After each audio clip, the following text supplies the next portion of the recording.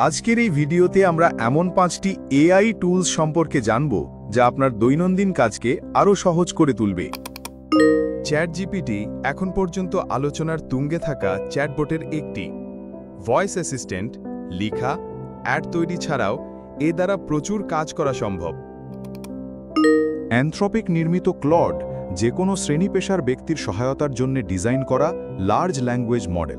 এর ভাষা অত্যন্ত সমৃদ্ধ, যে কোনো ক্রিয়েটিভ আইডিয়া জেনারেট করতে কিংবা লেখার জন্য ক্লড ব্যবহার করতে পারেন। তৃতীয় অবস্থানে থাকছে গুগল নির্মিত জেমিনাই। এটি বর্তমানে সবচেয়ে শক্তিশালী এলএলএম।